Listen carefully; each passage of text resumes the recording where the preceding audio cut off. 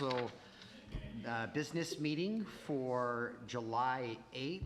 And I also would like to remind us of our guiding principles and the actions that we're about to take. Are we raising the bar in all of our actions? Are we honoring the past but not living in the past? Are we building positive connections with our community and outside partners? And is the decision-making process building a diverse, equitable, and inclusive community? Please join me in the Pledge of Allegiance. I pledge allegiance to the flag of the United States of America and to the republic for which it stands, one nation, under God, indivisible, with liberty and justice for all. All right, Council, we have a published agenda. Are there proposed modifications to this evening's agenda? Councilmember Rosapepe? Mayor, I move to approve the agenda as presented.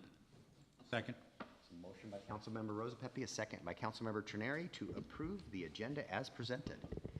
All in favor, please say aye. Aye. Anyone opposed?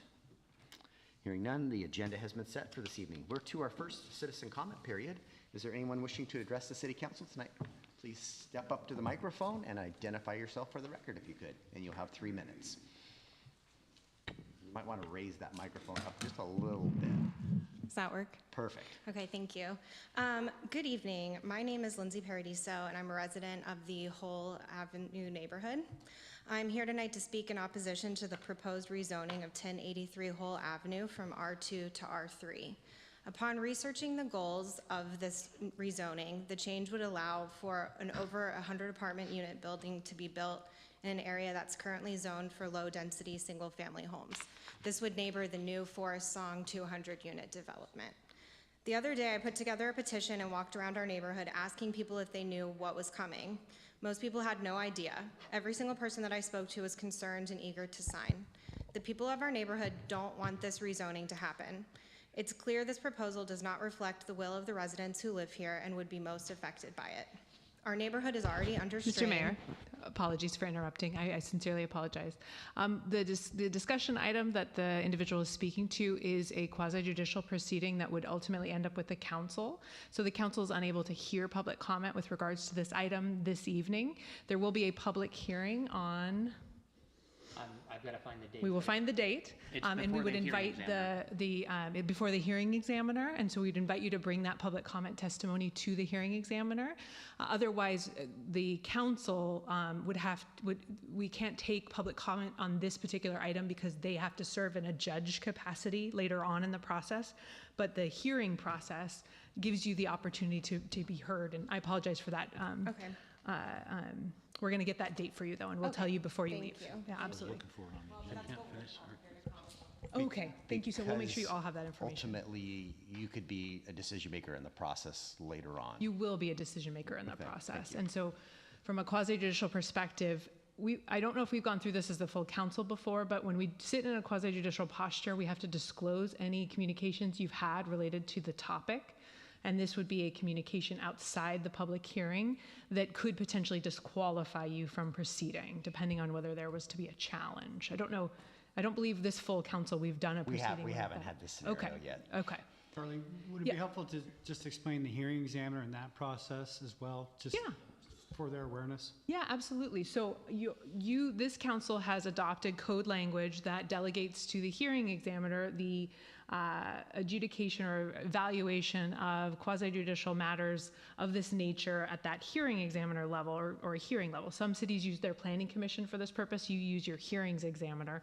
And the hearing examiner will conduct a full public hearing. But by law, we can only conduct one public hearing. So the public hearing occurs in your city at the hearing examiner level, and that's per your code.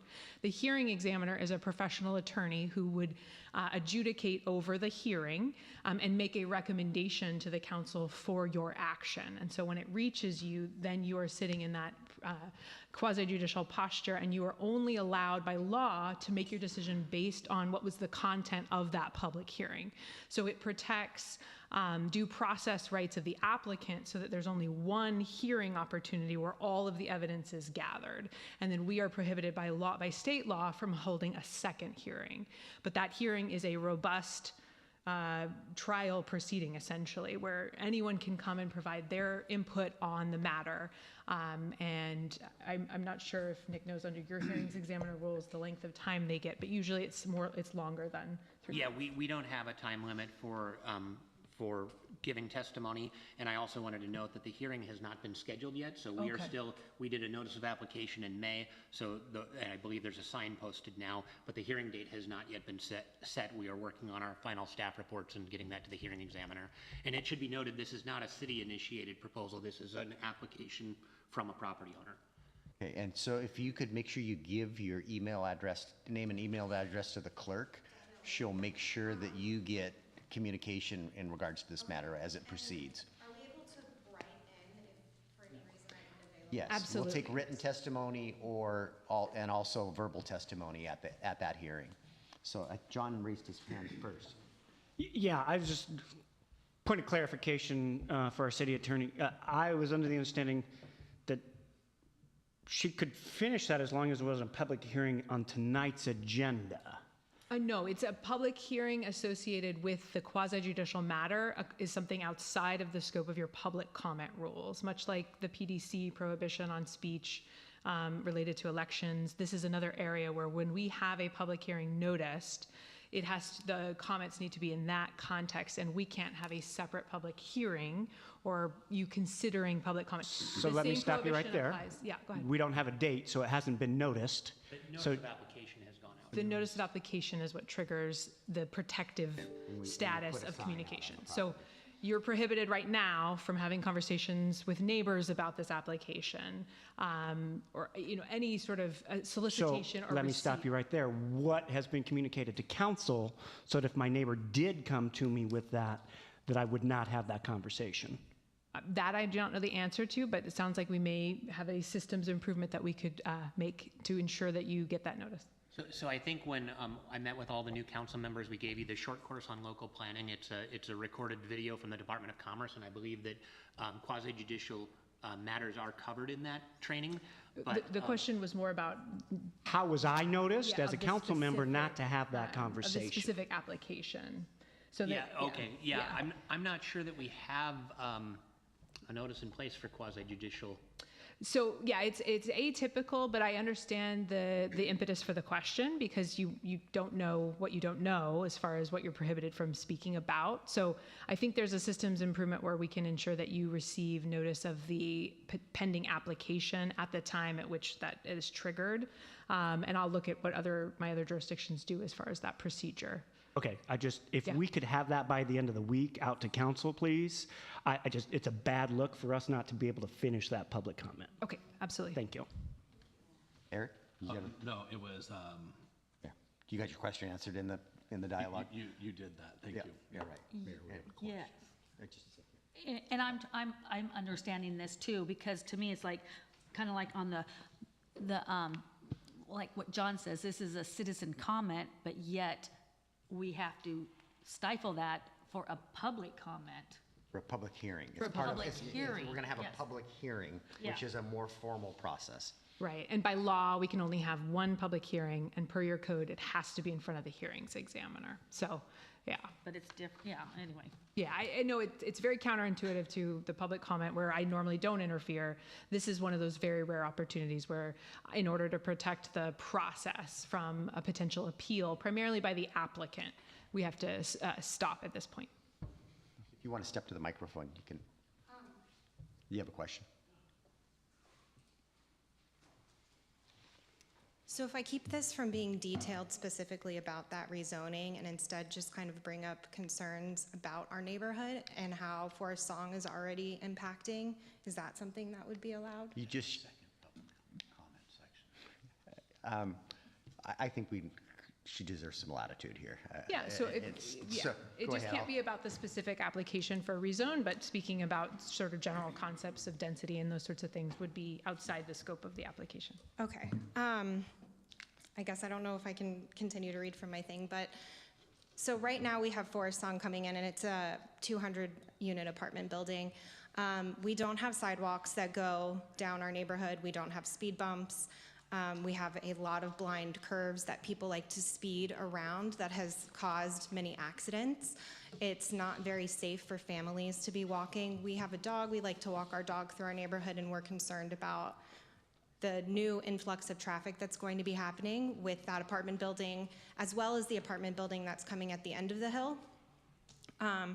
And I'm not sure if this is 100%, but I was told that the apartment building was granted permission to not provide parking for all of the units.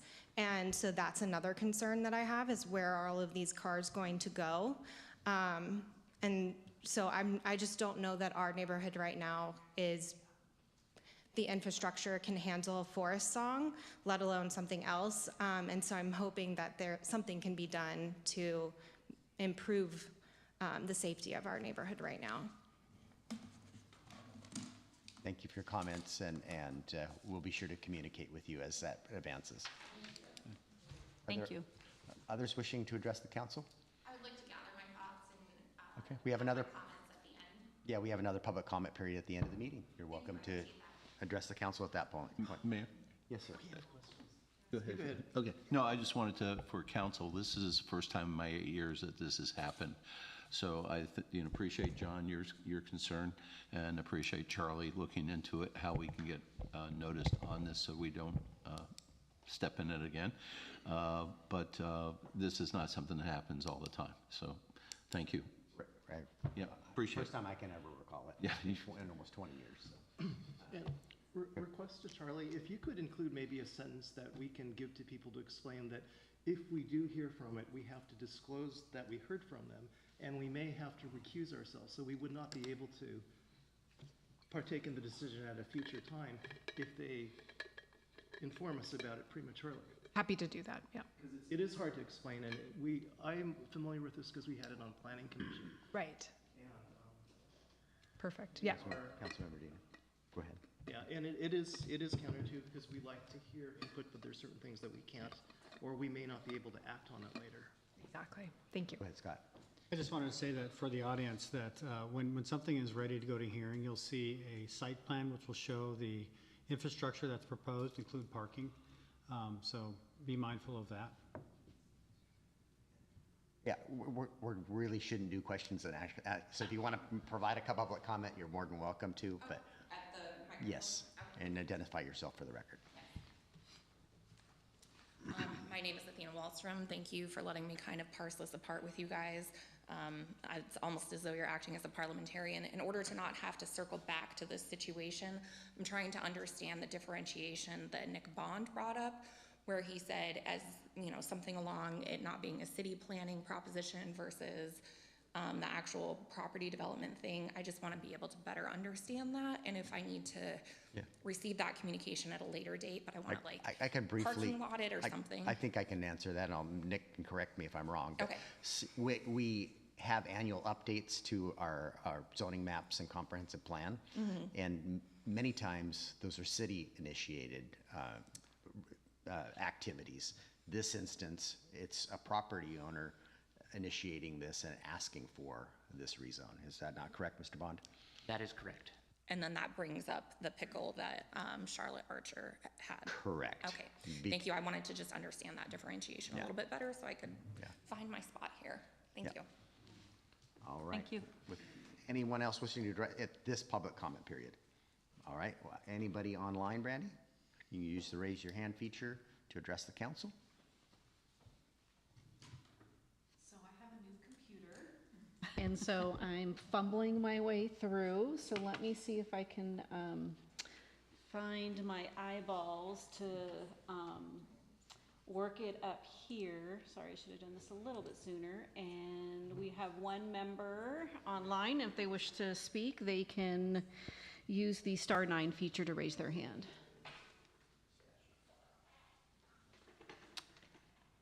They have not raised their hand, so we are good to go. Right. Well, then I will close the first citizen comment period, and we're going to move to our consent items. Is there a motion to approve the consent?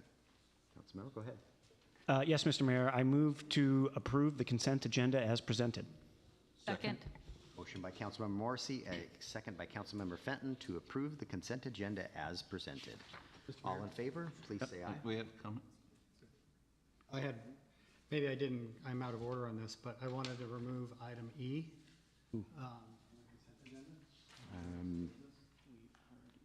We kind of, we're beyond that point, moment in Okay. time. Maybe staff can answer your questions at a, Just take a look at page 38. I didn't see some specific days accommodating the actions that they were to be assigned to. as far as the contract. Okay, we haven't voted yet on the consent items, so. I'm good with it His now. motion. I'm good. Okay, you're good? Okay, all right. We'll be voting on the consent agenda. We have a motion and a second on the floor. All in favor, please say aye. Aye. Anyone opposed? Hearing none, the consent agenda has been approved. We don't have any presentations, and we have a public hearing this evening on transportation impact fees. This is you, Mr. Bond.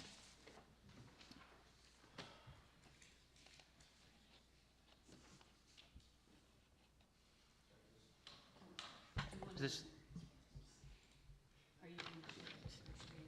this the public hearing? Yes. Sorry. All right, good evening, council and mayor. In 2015, the city of Port Orchard adopted an impact fee ordinance and established traffic impact fees for the first time. The rates were subsequently updated in February of 2021 following the completion of a new traffic impact fee rate study. It is recommended that the city reevaluate traffic impact fees every 3 to 4 years to ensure the program accurately captures the proportionate share of growth-related project cost, reflects the most current growth projection, and remains legally defensible. Since the 2021 update, cost estimates for projects included in the city's capital facilities element have increased significantly. Additionally, the city has identified new transportation projects to be added to the list of those partially funded through impact fees. The proposed fee increase ensures that new development contributes its fair share towards the build-out of Port Orchard's transportation system. It will also enable the city to deliver projects more efficiently compared to the current fee structure. The City Council is asked to conduct a public hearing on the draft June 2025 Transportation Impact Fee Study and Fee Schedule and adopting ordinance.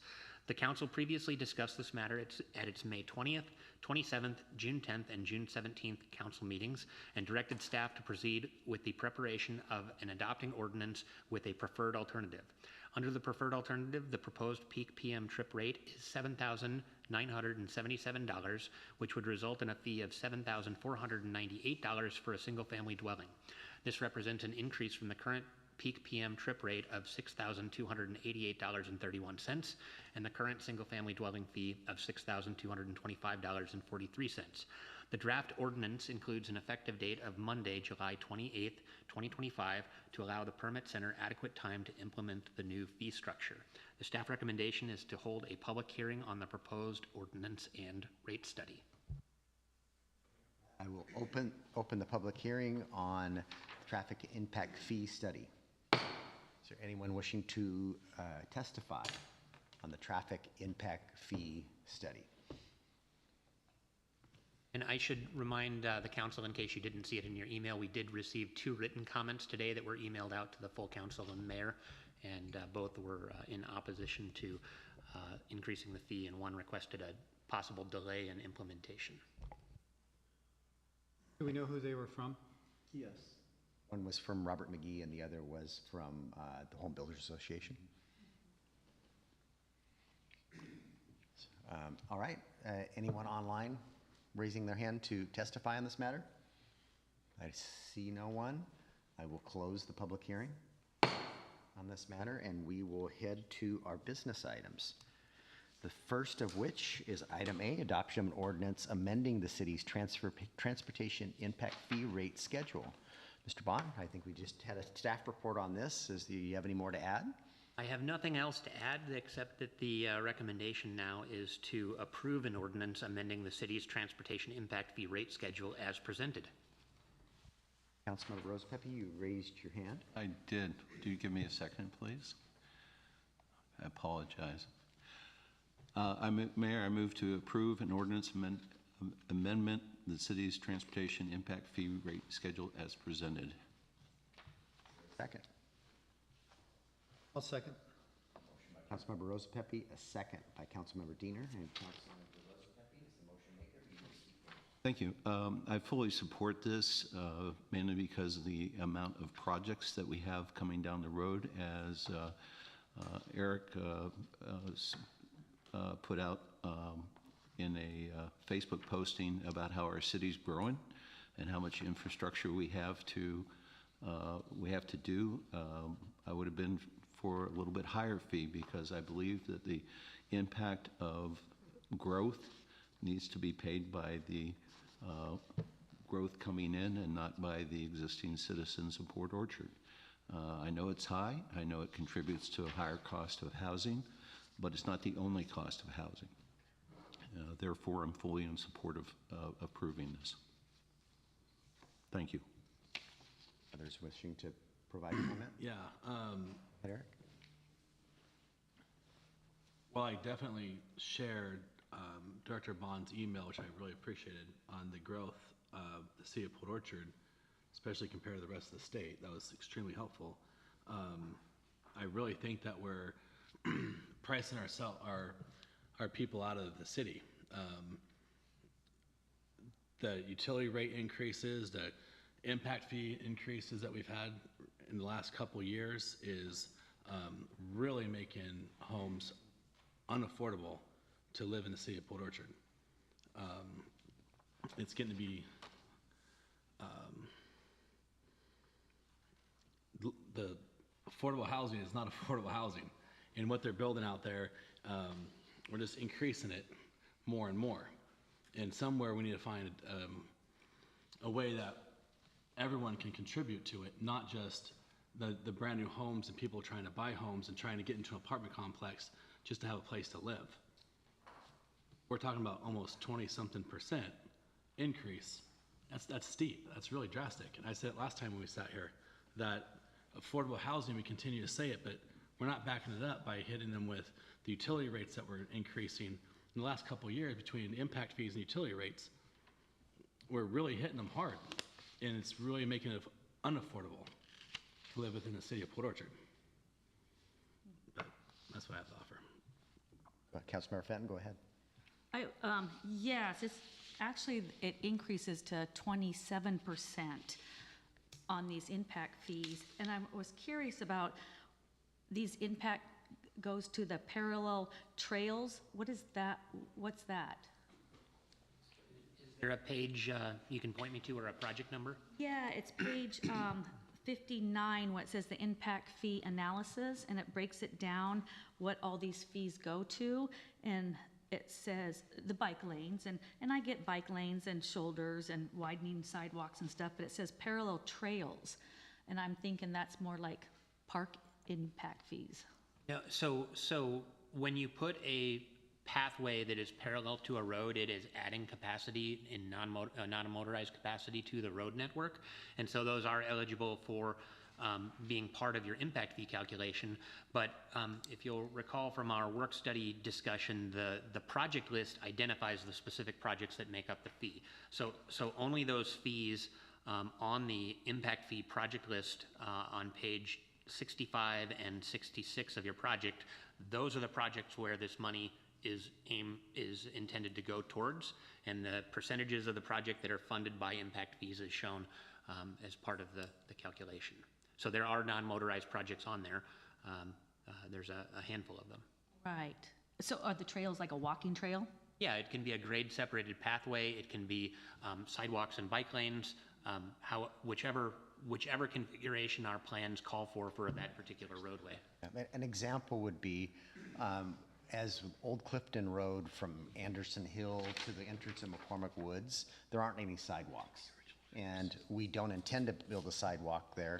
We intend to build a separated trail, where you could walk and ride a bike in lieu of building a sidewalk right along the edge of the fog line.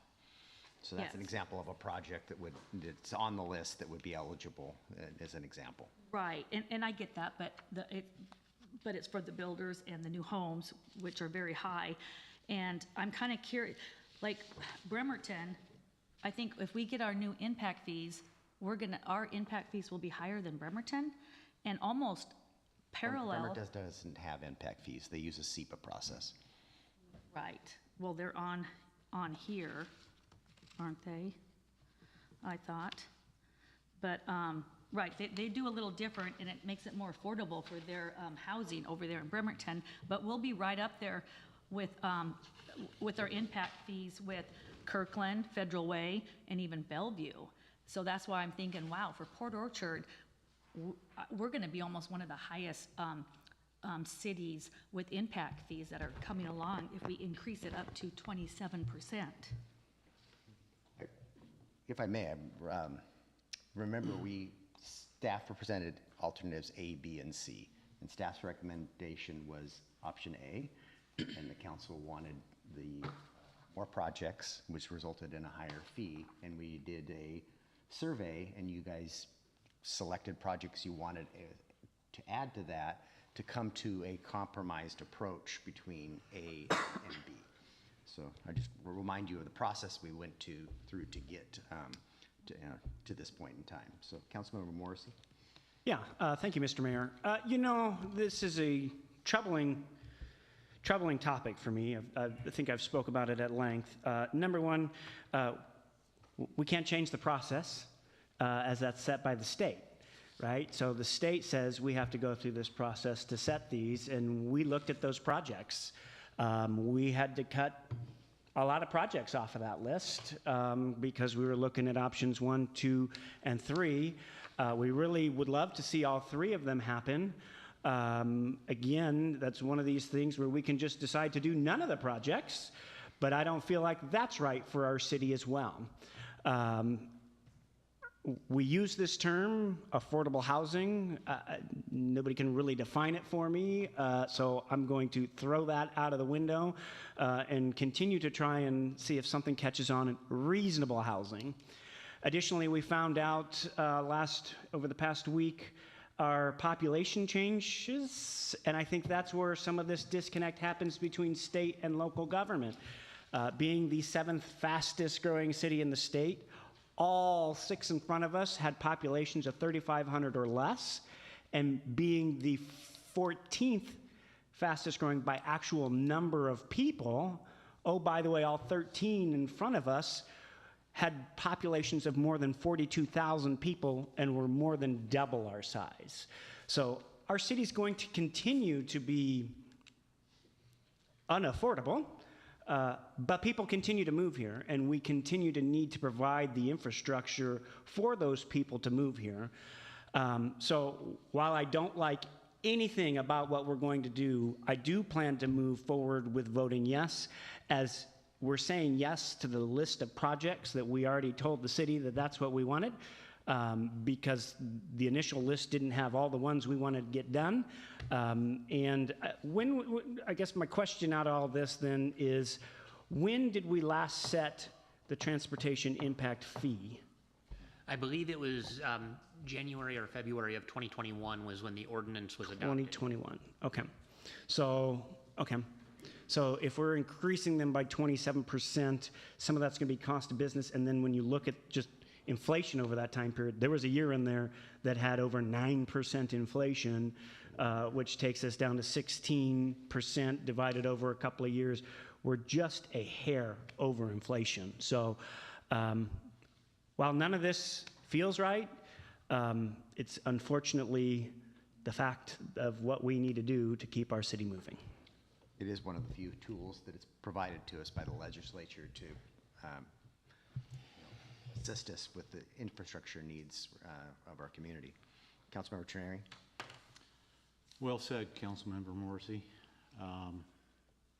Not terribly happy with increasing costs at all, but as Councilmember Morrissey alluded to, it's been since 2021 since this was last looked at, reviewed, evaluated, and changed. We've been 4 years behind us, and we're looking for a 3 to 4 year process at this rate moving forward before this is looked at again. Our citizens have told us time and time and time again, we all hear it. We can't get from A to B in this city anymore. Our transportation we're way behind. And we need to continue to move forward as best we can, as quickly as we can, and as painlessly as we can with making transportation and infrastructure improvements. And unfortunately, this is the only way that I see that we can do this effectively without increasing the cost to our current citizens as well. So while I'm not necessarily in favor of this, I will be voting for this process. You've already spoken, Councilmember Rosepelli, so I'm going to go Councilmember Diener. So I've been taking some notes, much of which has already been spoken to. I too don't like the jump that this has caused in our impact fees, and as sour as that taste may be, I also plan on voting for it. I think without it, I think we will see more taxpayers bearing the burdens of those costs. That's a shift, and it's an unfair cost distribution. We could see delays in our capital projects. And in some cases, you could even see, without adequate impact fees, and disincentive to move to Port Orchard because of the state of affairs of traffic. I also think that as steep as that increase is, it's also commensurate with recent building costs that we've seen over the last several years. So, like I think it was pointed out, this is what we need to keep our city moving, and the worst kind of maintenance is deferred maintenance. So. I'm all for this, as reluctantly all for this. Like an opportunity. Yeah, I appreciate the input that we received from the KBA and Mr. McGee, and I understand that nobody likes higher fees. But I keep thinking that these fees are paid by new people coming to the city and not existing residents. So I know it's not fair to say that all the new people have to pay a higher rate because everyone living here should pay a lower rate, but that is how I feel. I think if you look at the existing residents, have their rates sort of maxed out, and because of the increase in demand and more traffic, and we've heard people say that we probably shouldn't even have any growth, we need to have more wider lanes, and we know that's not possible. So this is the only way to address that. I think it's nice that the builders are concerned about homeowners.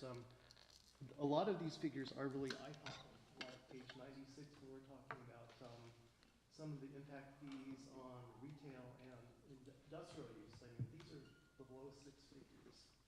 So that made my heart stop. But once again, they would be new buildings coming to town. So I believe this is the lesser of two evils by supporting this. Councilmember Rosepelli? Yeah, just probably not a rebuttal, but these funds are bucketed. These are not, it was alluded that these funds may be used to offset poor fiscal management by the city. These are bucketed funds. They can't be spent elsewhere, and they need to be spent on these projects. So, again, with the other council members, we need to move forward, and if we don't, we're going to be stuck somewhere in the water, in the mud somewhere, and we can't. We need to move forward. Absolutely correct. These are restricted dollars that can only be spent on these projects on this list. So, Councilmember Warden? Is there a reason that we set utility rates to gradually increase like 3% each year, or whatever those numbers might be, but we don't do the same with impact fees? Bond address that. We do have a codified CPI adjustment in the impact fee chapter, so our fees will go up year after year going forward. So like instead of 21 when it was whatever dollar figure it was, and now we're going up at the steep rate that we are, you're saying that there was a percentage? There is, as of 2021, we put a CPI adjustment in place. That is correct. I'm definitely, I'm not against this. I just want, I said before a council meeting, is the amount of increases that we've had recently, it's very impactful. Very impactful. I'm thankful that life's good in my household. My wife still complains, but it is definitely impactful, and we hear it consistently, and it just feels like this council, we consistently, maybe it's just timing, right? After COVID and everything else, we're just the ones that are consistently raising, it feels like, impact fees. I can't even go to my parents' house in a reasonable amount of time. I understand the traffic and what we need to do, and it takes dollars to do that. I'm not gonna not vote. I'm not voting no, but at the same time, I just really want us to consider the impacts that it really has, on building in the community and trying to live here. And I have children that live here and moved here and get careers here. And every time we do this, it just makes it even more tough to buy a home here. So, Councilmember Fenton, go ahead. Yeah, and I think just 27% is a little too high. We could, and I know you say A, B, and C. I was more on the A or A minus. And I mean, 72% from the Kitsap Home Builders Association, it was can't afford a home.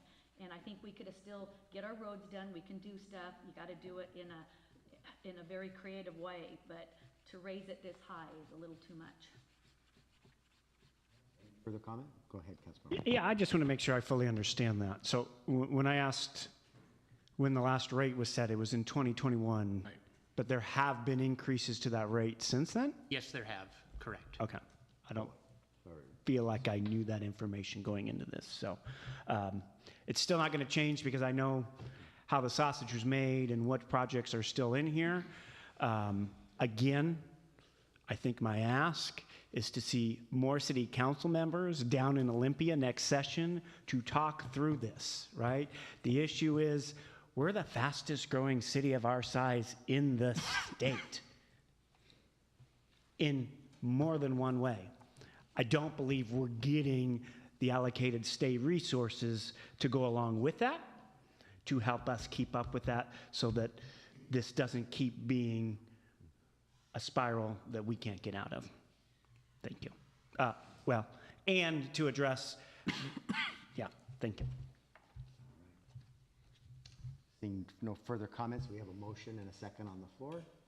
All in favor of approving the ordinance amending the city's transportation impact fees rates, please say aye. Aye. Aye. Is there anyone opposed? Nay. We have one nay. The ordinance is approved.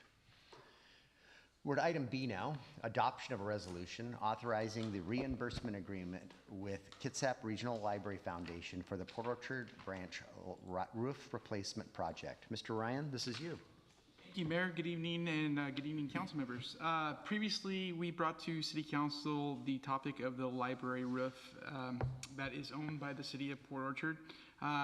The city had gone out for bids, and we received 6 bids with the lowest from Coastline Roofing for $39,442.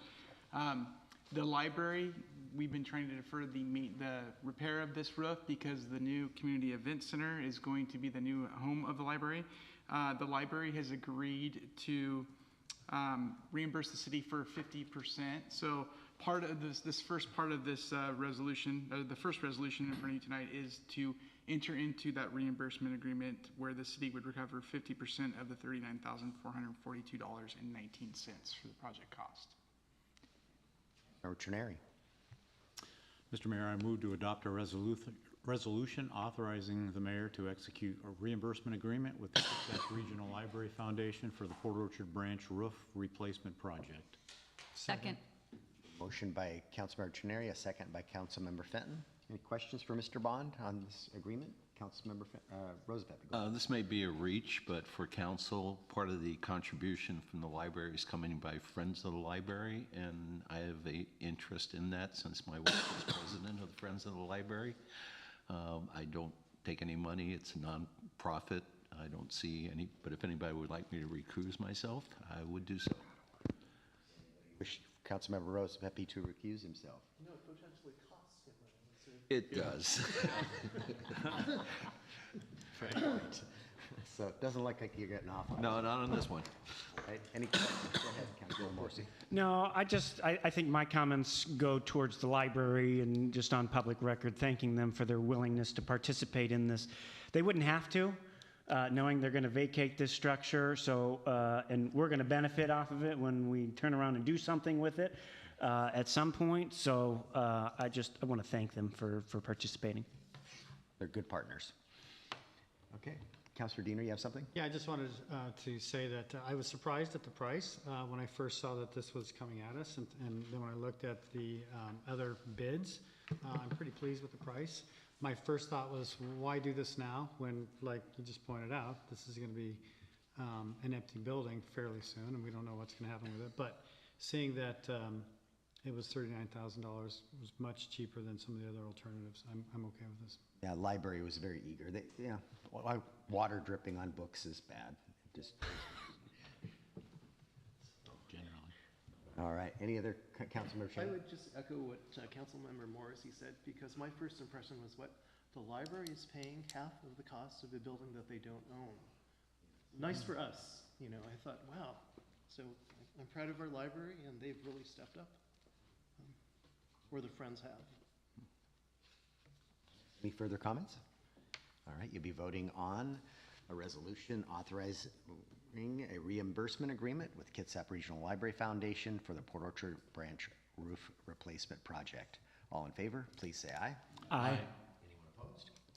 Hearing none, the resolution passes. For item C, adoption of a resolution with Coastline Roofing and Construction, Inc. for the Kitsap Regional Library Roof Replacement Project. Mr. Ryan. Thank you. So this is just a recap. This is the actual construction contract. The resolution would authorize authorize the mayor to approve the construction contract with Coastline Roofing for $39,442.16. Veterinary, go ahead. We'll do this one too. I move to adopt a resolution authorizing the mayor to execute a contract with Coastline Roofing and Construction, Inc. for the library roof replacement project. Second. A motion by Councilmember Trenary, and was that you, Councilmember Morrissey? Okay. Any questions on the roofing contract? Go ahead, Councilmember Chang. Yes, Director Ryan, I was wondering, is the roof so specialized that none of the local companies bid? So the new rules with the MRC bidding roster is we have to solicit every contractor on the list. So we did hold a pre-bid walk where everybody was invited to come out. There was one local interest. They did not submit a complete bid package. So. Further questions? All right, you'll be voting on a resolution with Coastline Roofing and Construction, Inc. for the Kitsap Regional Library Roof Replacement Project. All in favor, please say aye. Aye. Anyone opposed? Resolution passes unanimously. We're at item D, approval of the May 20th council meeting minutes. Is there a motion to approve? Go ahead, Councilmember Ward. Yes, Mr. Mayor, I move to accept the council meeting minutes of Tuesday, May 20th as presented. Second. And I believe your motion was to approve the council meeting. Mr. Mayor? Isn't that what I said? You said accept. Oh, sorry, yes. Okay, and then we have a second by Councilmember Fenton. I believe I'll have two what is the term I'm looking for? Abstention. Abstentions, thank you. I don't know why, from Councilmember Diener and Councilmember Warden. All in favor of approving the May 25th council meeting minutes? Please say aye. Aye. Any opposed? And 2 abstentions. All right, that completes our discussion, or business items. We have no discussion items, and we have council committee reports. Let's dive into those. Find my sheet with those. All right, economic development and tourism. Have you met since you haven't met? And utilities was supposed to be this evening, and we did not meet. Yeah, we did not meet. We're canceled, and I believe there's some news that Dennis will pass on during his report. Probably a staff report, yeah. Finance, you haven't met? No, next week. Transportation, I don't believe has met. Land use? No, we have not met. We meet next week. Meet next week, all right. Nothing to report on lodging tax. Sewer advisory, anything to report? September, okay. And coffee with council, does anybody want to report on? Before you do it, I do want to bring up one item on the sewer advisory. Go ahead. We've received several complaints because last year a person unloading the RV down by the Retzel facility took out the ability of anybody to use the facility to essentially dump waste. They being West Sound, had to limit the hours when they were there, and we've received several complaints about that. I've got a message I'm crafting just to let them know about the complaints, but as I've said to the people, it's not a city facility, and it's something that's unfortunate, but it basically took, was harmful to everybody, so they had to do something. I saw those gates. Councilmember Morrison? Yeah, is that going to be similar? Is any of that in our contract with them that we say that it's open XYZ number of dates? We don't have a contract over that. Okay. That's their facility. It's their facility. Their Well, facility. it's a jointly, Should be. we have a management agreement Yes. with them. They manage that and then we have oversight with the body. So if that there wanted to be change related to that, that would be the SAC committee that would be the place to address that. And we're going to bring that up in September with them. Yeah. Okay. So it will be addressed? Yes, to it talk will be to- addressed. Okay, thank you. Not necessarily changed, but it'll be addressed.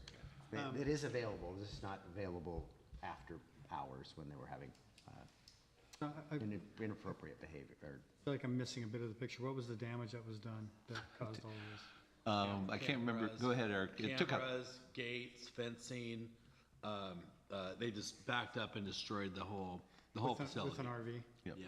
Oh, wow. And they weren't sued or held liable? They couldn't identify it. There was no plates. Correct. Identify, et cetera. No. And they left. So it was hit and It's run. unfortunate when a bad actor ruins Yeah. it for everybody else. It's really unfortunate. Coffee with council was, I don't have the notes. Do you have the notes? We'll send them out. okay. We heard from 4 to 5 people. It started really slowly.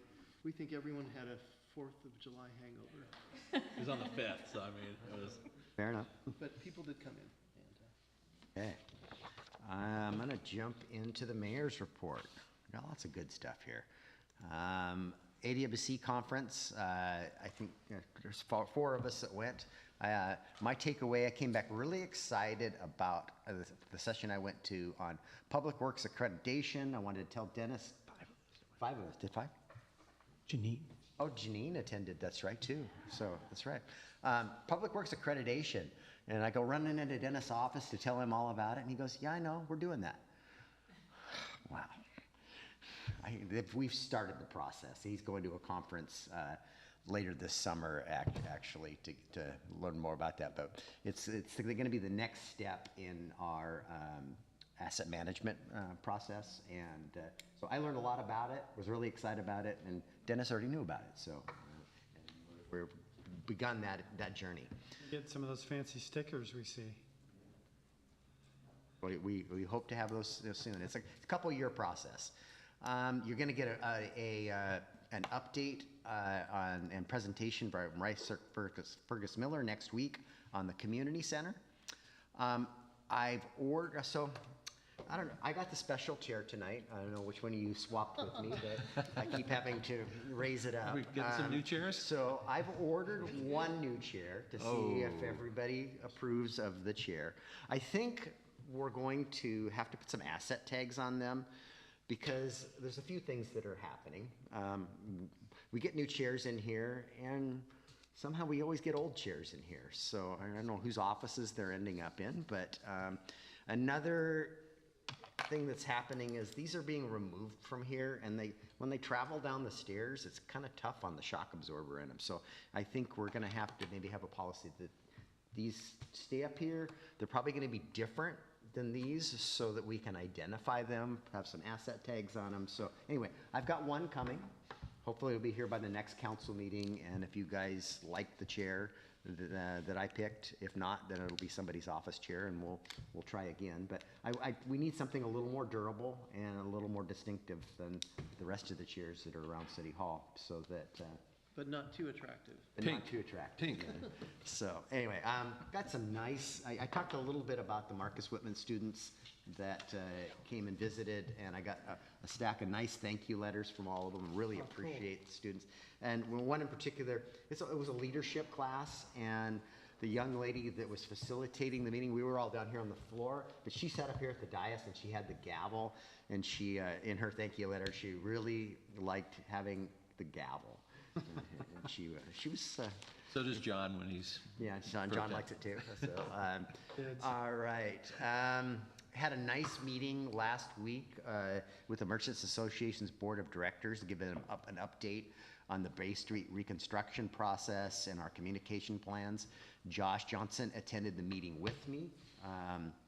And we agreed that I would circle back in the fall as our, plans become more concrete. We know timing on funding and all the things associated with, but that we really do we intend to go to construction in 2026 on the road, with a fallback position of 2027 if we have some funding delays. I told you that I would circle back with you on 3 different water system improvements that are under works. First is the Old Clifton Intertie. Request for proposal on the design are out on the street. It closes on July 21st, and we have applied for a $5 million loan for the construction of that intertie from the Public Works Trust Fund for when the design is completed to build the intertie. The Well 11 stream flow augmentation. Remember, Well 11 is capable of producing more water than we're allowed to pump right now, and once we complete a stream flow augmentation project, we'll be able to pump more water out of that well. Dennis has a meeting scheduled with Bremerton City staff later this month because they have a stream flow augmentation project also to the same stream, and it seems logical that we would partner in that, in one project versus 2. And then the Sydney South Water Tower rehabilitation, the scope has been developed, and now we're waiting on pricing proposals, so more to come on that. We talked a little bit earlier about that data that Nick, I just want to put some perspective to this and the impact, Nick and his team, and he's going to touch on this later this week. Today was day 2 of the process improvement program we started, and that's just the beginning. And I think there are some resource issues there. I think there's some things that we can do to improve processes, in particular to that small business person that this is foreign to, or that average citizen who walks in and wants to build a carport or a garage, and that portal is something they've never seen before. It's very routine to somebody that does construction all the time, and I think there's more we can do to help in that process. But in that data that you spoke to, the 13th ranked city was Linwood, who also grew by 1,000 people like we did. They have similar growth to Port Orchard and a similar amount of development activity. But Linwood has a population of 42,500 and an FTE count of 385 employees. We have 111. So the simple answer is we need to hire more staff to improve the process. But Linwood has a general fund of $158 million. We have a general fund budget of $20 million. So it's not just money.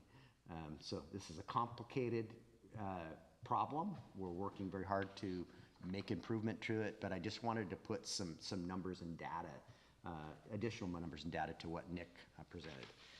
So from our council meeting minutes in the past, 50 years ago, 1975, the city council passed a dog leash ordinance. So before 1975, you didn't have to have a leash for your dog. In 75 years ago, in 1950, the city council discussed a meeting held with the Bay Street businesses regarding the creation of an improvement district. We still talk about that today. So, and 100 years ago, remember us talking about the city council was seeking proposals for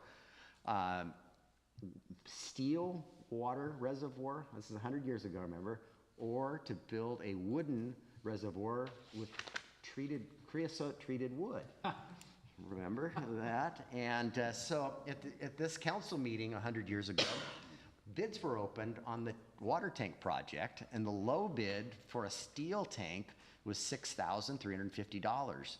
The wooden tank with creosote was $3,800, a difference of $2,550. And the matter was transferred to the town engineer. So we didn't have a city engineer at the time. The town had somebody that we contracted with, and to look into this further and provide a report to the city council, with the award being made at the July 30th meeting. So I didn't want to have a cliffhanger tonight, so I had Janine go look and see what the city council did on July 30th, 100 years ago. And let's go across the room. So what do you think? Did we go steel or wood? Steel. I'm hoping steel because maybe the engineer knew what creosote would do to treated water. Well, but it's $2,500 back then. I know, So it's a Fred, lot. what do you think? Fred, steel, wood? What'd we do 100 years ago? Steel? I would hope we did steel, but I have a feeling we did wood. I would say as vested as this community is in the marine environment, I would say creosote. Yeah, 100% wood. I would have said creosote too. We made the right decision and built a steel tank. Nice. The one by the Powers Park? I have no idea where it's at. Gosh, we spent enough time on this just finding out what we did. So anyway, thought that was a fun fact. All right, that ends my mayor's report, and we'll go to department heads. Mr. Ryan? Thank you. Just a couple utility updates. Some great news. So the Marina Pump Station, as of last week, we are officially pumping sewage waste through the pump station. We have gone through our window of 5 to 7 days to make sure that we didn't have any bugs, and bypass equipment will start to be disassembled this week. Our staff engineer, Chris Hammer, is working closely with the port. Our main priority is to start shrinking that site and making more parking available for visitors to downtown. So big priority, it's tracking. We should be all wrapped up early this fall, so that's on time. Congratulations. Yeah. That's. I drove by today though, and I saw this very large antenna, and it got me a little worked up today. Maybe it shouldn't have. And so Dennis and Darren and I made a trip down there, and I think when this is all done, that antenna might need to turn into a flagpole. It sticks up quite, and it's for the communications with the SCADA system. It's vital infrastructure, but it almost looks like a power masthead, but it's not.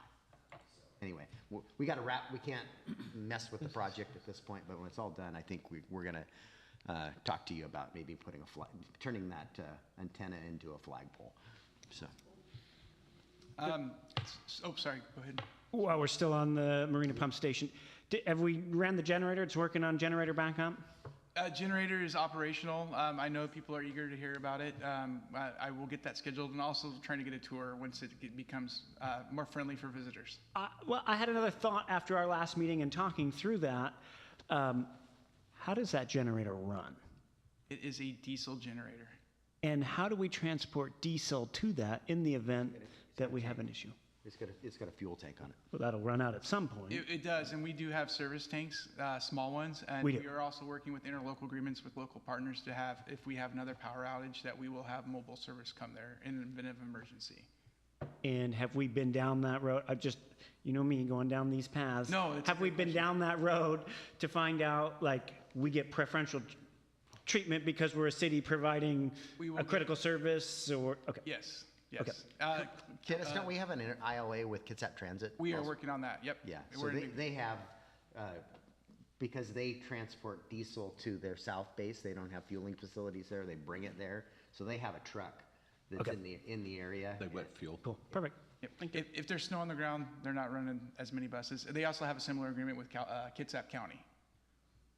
Go ahead. Yeah, just a quick comment. I walked down there on July 5th, and it was really noticeable how much work had been done. And the prior structure being down just opens that viewpoint up so much. It's really commendable. I know it's not finished. It's still a work in progress, but it's looking good. I will pass that on to the staff that's been working on it. Appreciate it. So just an update, well 11. So wells 1, 2, and 3 as part of well 11 project. They have been decommissioned. 2 of them are decommissioned, and 1 is now a monitoring well. So that phase of that project is wrapped up. And ironically, we're talking about our growth in our city. We recently have been doing some stat updates in our asset management system. I previously shared our customer service changes that we made and how we're recording those, and haven't heard any negative feedback from our public. But interesting enough, we have, last year we recorded 444 customer service requests for the year. We are at 436 through the end of June, so significant jump. And additionally, we had 305 internal requests, so things that staff are identifying, reporting, or interdepartmental requests. The most interesting fact is we had not updated our stats for our lane miles of road. We measure by center line miles, so you could do it several ways. There could be lane miles or center line miles. I'm going to talk about center line miles just for the sake of argument today. Previously, we had 76 miles recorded, and we have jumped up to 80.5 center line miles. So that's significant. That's a significant growth. That's a few years worth. That's not 1 year worth. So, and that is all I had tonight. Bond. Well, just back to the population growth discussion, I don't think anyone actually said the numbers, so I'll announce that OFM has reported that we are at 19,260 residents as of April 1st of this year. Those numbers came out at the end of June. And the surprising thing, and what is in the worksheet that I receive every year, is our vacancy rate. That actually reflects just over a 10% vacancy rate. So we've actually have houses that if we got to a more normal vacancy rate, without adding any houses, we have even more room for people to move in without any construction. And of course, we have plenty of construction underway. The mayor did mention our lien process improvement. The state auditor's office has been here for the last 2 days, and we are going to wrap up tomorrow. And so we've been going through mapping our permit process. We're mainly looking at our single-family residential construction projects as a process, and we're hoping that that process will translate to other improvements in other areas of our operation. We've identified all sorts of low-hanging fruit, some more complex solutions, and we're going to focus on kind of working through some of the more complex solutions, and we'll be reporting to you at your second meeting of your second regular council meeting of July in 2 weeks on the results of that process and what we learned. I also wanted to share that the pre-approved ADU project, we have just today received the second set of architectural plans that are now going through the plan review process, so they still have to get reviewed by our building department. We may go back and forth on revisions, though hopefully after the architect went through the first round of review, we won't have any of the same mistakes as that first round, and it'll be a relatively light review with few revisions, and then we can hopefully get those ready for public use by the fall. Finally, I Nick, wanted... Has anybody apply for a permit with one of them yet? We have one person who is pretty actively looking at building a project up in the Givens Park neighborhood. They were already looking at doing an ADU, and I think this made it easier for them, and they're now looking at using one of our plans. Nice. The last announcement, at next week's work study meeting, the council had previously asked to revisit the multifamily tax exemption topic, and so that is a discussion item on the work study agenda. I did want to point out that there was an article on that in the Kitsap Sun today. If you haven't seen it, I'd recommend taking a look at some good information and a primer for our discussion next week. Thank you, That's Mr. Bond. Ms. Archer? Thank you so much. Just one case to update you on that we're tracking that I thought was of interest. The city of Kirkland is currently being sued by a property owner, a waterfront property owner. Two property owners were having a dispute over the placement of their fence, and one of the property owners asked the city to intervene on a code enforcement basis to measure where the fence is and to determine. And as we often do when there's a private civil dispute between neighbors, code enforcement does not participate because that's a civil dispute. The reporting property owner is suing the city on the basis that the city should be ordered by the court through what's known as a writ of mandamus. There's two forms of writs that can be issued: a writ of prohibition, which stops an agency from doing something, and a writ of mandamus, which mandates you do something. So they're demanding that the court order the city to intervene and utilize its code enforcement authority in that context. And the reason I raise this case is it has significant potential impacts if on appeal the Court of Appeals agrees with the property owner. The property owner lost at the trial court level, but this is now up on the Court of Appeals, or at the Court of Appeals Division 1. So we'll continue to track it. It would be hugely impactful for the resources that you have as a public agency if you are now ordered by the court to utilize your code enforcement power to intervene in civil matters whenever a demand is made. So potential big fiscal impacts to cities. Were there special circumstances in this? particular lot line dispute? Not that I'm aware of. No, it's simply sort of the petitioner, the property owner who's now the petitioner on appeal is using a loophole in the writ of mandamus statute that says you can use it for very broad purposes that are, what's the term? Discretionary duties as opposed to sort of mandatory enforcement of the law or mandatory enforcement of non-delegable duties. So, yeah. Warden, you have a question? Were they asking the city to make a determination on a survey, or make a determination on a survey? It's unclear whether the city was asked to survey, but I believe they had competing surveys. And so the city was asked by one of the property owners to side with that property owner and enforce as to the location Either way, of the I fence. think that's crazy. Yeah. Right, absolutely. I mean, you do that, you better start increasing your staff. Right, exactly, That's exactly. dirty, yeah. Yep, that's why it's of keen interest, and the amicus committee that I chair will be weighing in on this matter because it is so potentially impactful. So, thanks. Deputy Chief Brandon. Guys, it's been a busy few weeks with events in the city, if you guys have noticed, which is big impactful on us in law enforcement and in public works. And I would like to say it was very successful. I mean, a lot of our staff came in on their days off and to be there and work in the community, and things went successfully. Always things we can learn from, but a great help from public works and making sure and working with us and working with the event holders and everybody that went through stuff. So we had, I don't know when the last meeting you guys had, I won't say, we had a couple parades we've gone through, and we had the fireworks we've went through, and we have another big event coming up that we're continuing to work on. So that's great to hear. We have 2 officers about to graduate early August, so that's coming up from the academy, so it'll be nice to get them out and about. They doing a bunch of testing today. This week is their big test week, so it's been great to see and hear how they're doing. But otherwise, we're just getting ready for the next project to come up this summer and go from there. Thank you. Things on the waterfront.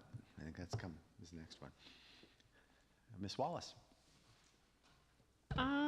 Just working on documents. As you know, we've had Tasha here for the last couple meetings, and she's still working during the day and getting caught up on some of our old records tasks that we needed to do, including deeds and easements. So now that Janine and I are fully staffed, we're hoping to get some of these older projects off our plates and move forward so we can prepare for the fall season. So events are over for us, which is a good thing. Processing those events and getting them out is challenging and a lot of time. And let's see what else. I think that's all I have to share. Right. With that, we're to our second citizen comment period. If anybody wishes to address the council. Do we want to do Noah?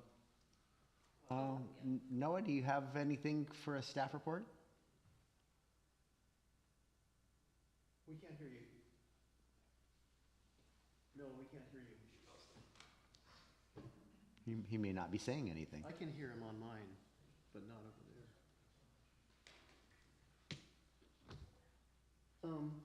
I don't know how to turn you up on my computer. But we don't want to do that because we can't capture it.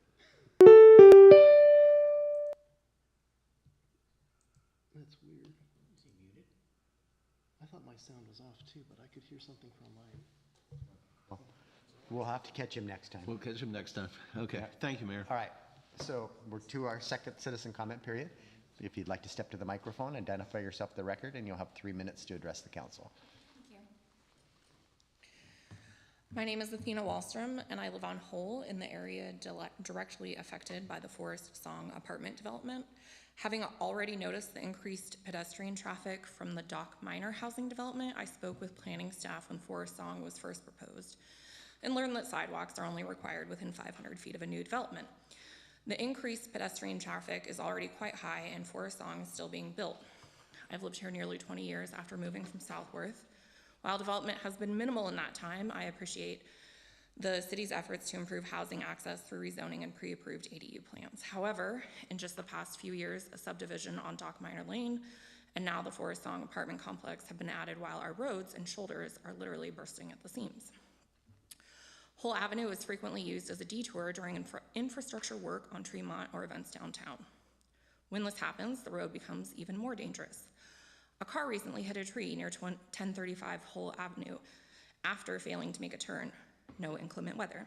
My neighbor has to install and reinstall a blind corner mirror that regularly gets knocked off due to its proximity to the road. A car once hit a telephone pole in front of my home, and another even hit my house due to the same sharp blind corner. During the 2007 dual king tide and rainfall event, this road flooded heavily. With ongoing habitat loss near Dock Minor and Forest Song, we've lost natural systems that help manage runoff, which will inevitably disrupt marine infrastructure. Infrastructure improvements along Hull, from Sherman to Hill, are badly needed, including wider roads, continuous sidewalks, and better stormwater drainage to protect the integrity of the hill looming over Port Orchard Boulevard. I've tried to organize walking groups in the area, but safety concerns, especially the continuous and repeated blind corners and hills, led to an alternative route being chosen. Rerouting is not an option for residents between Tremont and Port Orchard Boulevard that use this walkway. Just last month, I met a neighbor walking in the middle of the road with a stroller because there were no sidewalks and no shoulders on the uphill side and nowhere to deviate otherwise. Many pedestrians are forced to zigzag between the street sides just to stay safe. I urge the city to investigate and implement enhanced infrastructure on Hull Avenue, facilitating the safety of mixed use between pedestrians and vehicles alike, including widened roads and continuous sidewalks from Melcher to Hill. Thank you. Your comments, I appreciate you being here tonight. All right, anyone else wishing to address the council? Identify yourself for the record. You have 3 minutes. Hi, my name is Matthew Paradiso. I live at 1025 Hull Avenue. I came to say or bring up the same concerns about Hull Avenue. I walk my dog every day up and down the street. I talk to all my neighbors. A lot of us have children, kids. Speeding is a major issue going up and down Hull Avenue, as well as traffic. Just with the already increased traffic and potential to increase more, I would just really like to see something to make our roads safer, either sidewalks, speed bumps, or something along those lines. But yeah, that's really all I have to say about that. I appreciate your time. Thank you for your comment this evening. Anyone else wishing to address the council? Anyone online, you can use the raise your hand feature and we'll bring you into the meeting.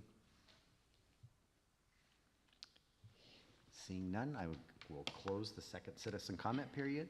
We're good of the order. Does anything have anything to share? Yeah, I have a long list, so I appreciate the council's. First, Dennis, more of a question. The vacate housing coming down, do we have a time frame on that yet? Because we had talked about summer, fall. So I did meet with Washington State Department of Fish and Wildlife last week with our consultant. I think that was last week. So they are very supportive of the project. So we do have our SEPA that we updated SEPA checklist that we worked with Stephanie and Nick's office with. That process is done. We should have our HPA from Fish and Wildlife any minute. We did receive the final draft with a couple edits that need to be made of the spec. So as soon as we have that HPA in hand, it is going out on the street for competitive bidding. Okay, thank you. And just a reminder, that is just taking the structures down. The pilings themselves will come down later. No, I understand, but thank you. What's HPA? So, It's a hydraulics permit. a couple other items, Mayor. So there's a meeting, McCormick Woods is having a coffee with their board. I'm unable, Eric's attending, I'm unable to attend because I'll be on the road for the Seattle-Portland bike ride. If another council member would like to be there, it'd be appreciated. I believe it's at 9 o'clock, but see Eric for more information. Voter registration is that time of year when I get on my high horse, and please ask people to register to vote. Off-year elections are notorious for having low turnout, and it'd be awesome if the city continued to lead the way in voting. Lastly, or actually two other things. One, we keep talking about affordable housing. At some point in time, talking about all the components that go into a house, fees and stuff. I think that we're like the story of the 6 blind men with the elephant, seeing different things different ways. I would like to propose, if the council agrees, trying to have a work study about what is affordable housing. When I talked to Habitat for Humanity, his biggest cost, according to the chair, was land. It had nothing to do with the building. It had everything to do with the land. So I would like to at least ask the mayor to poll us and see if we could have a discussion about what is affordable housing, what we think is affordable housing, and when the builders, continue to build, even though they say it's not affordable, I do have some, not issues, but I have some questions about it. So I'll leave that. And my last good for the order, I had several phone calls about why we were having fireworks on July 5th, when July 4th they got the same amount of fireworks from their neighborhood, and then had to listen to the city's celebration on July 5th. And I think that might be worth considering that July 4th is July 4th, and maybe that's when the city should have, approved its show and not have an extra day. The people were affected both by the Manette Bridge blast the week before, July 4th neighborhood celebration, and July 5th, and I think they have a valid point. Your challenge to that is it's a nonprofit raising the money, and it's more, they're struggling to raise the money to have the event. To begin with, and July 4th is more expensive. I understand than having that. on a different day.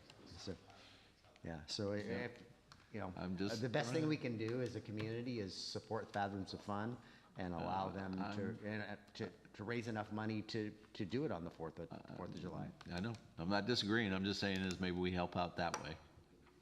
Thank you. I appreciate your time. I would like to echo that, but it seems like Fathoms was so pleased when they did it on a Saturday the previous year, so they wanted to do it on a Saturday, but now they're bringing up the fiscal aspect, which is interesting. That's one element to it. I will say, being you and I are residents downtown, when the fireworks are on the 4th, it's much more impactful downtown, because everybody that doesn't live downtown or even in the city brings their personal fireworks downtown Port Orchard to watch the display and light their personal fireworks off down here. We don't seem to have that as much when on the 4th, when that display isn't there. So there's pluses and minuses to it. Not disagreeing. Other good of the order? Go ahead. John, please. John, go ahead. Go ahead. Thank you. I too have a list, so thank you in advance for that. One, I just want to point out, it's not the city's fireworks. It is another organization that puts that on. Similarly, I had to hear from some folks around American flags being put out downtown and the city's lack thereof. And I have to remind folks that those flags are not a city operation, and they are handled by organizations outside of the city. With all the 4th of July hoopla, I'd like to say thank you. I took the opportunity to tell Chief Fawcett this morning, Deputy Chief and team, just go out and shake a hand of a first responder. They had a big weekend and a big week. So thank you for all the hard work. You had the same amount of people all 51 weeks of the year outside of that, and I know there's some added capacity issues in this week, and you guys do it flawlessly, so thank you. Additionally, the mayor talked about a group of us going to the AWC conference. Thank you to the city of Kennewick for graciously hosting us and putting us up with us for a week, but there was a ton of great stuff. And so I just, want to make sure that all of you hear this from me, that I think it would be great if we could all 7 of us be there. I don't know what that means to our budget, but I think the stuff that I took away is well worth it, including a couple of things I want to just bring up tonight. One being around AI. We'd had extensive conversations around AI. I think I was in 2 AI-centered breakouts, let alone other breakouts that talked about it. There is shadow AI going on at the city of Port Orchard. There's shadow AI going on at my business as well. It's a fact of the matter if people are using it, whether it's sanctioned by your organization or not. What I'm here to say is I would like to see, in a short fashion, a full policy around the use of AI at the city of Port Orchard.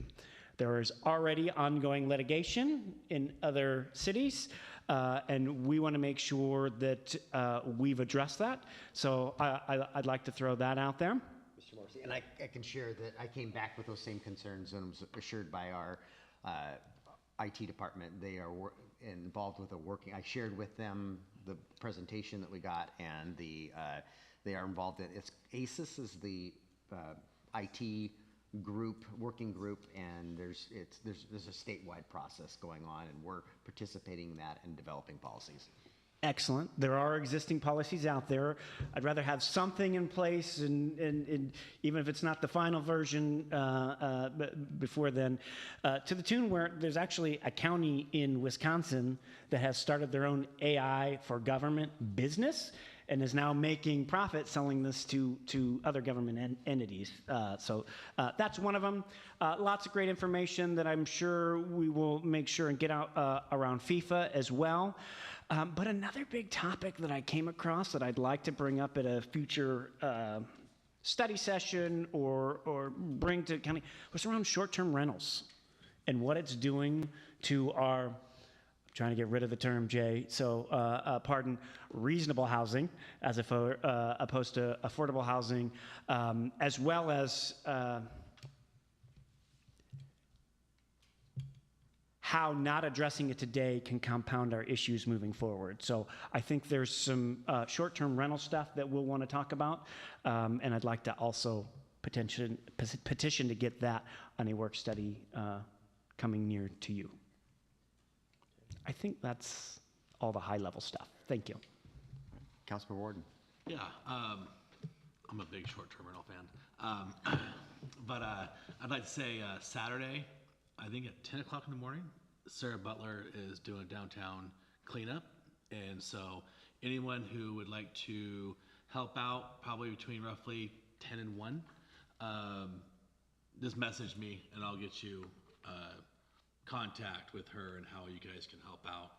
It's between 10 and 1 o'clock. So last few months ago when we did it, that's when all the planter boxes got planted and Lowe's donated all the plants and all that good jazz, and a lot of people out there helping out and cleaning and sweeping and doing all that, pulling weeds, and it really helped a lot. And this Saturday, they're doing it again. So that's all I have. Councilor Fenton, go ahead. Yeah, and also this Saturday is the night market. And there's all kinds of venues and great stuff going on downtown, and it's from 6 to 10 for the night market. And then also, I will do Council with the Coffee, August, the first Saturday in August. I'm available for that if there's still a slot. Mr. Mayor, can I sneak a second quick bite?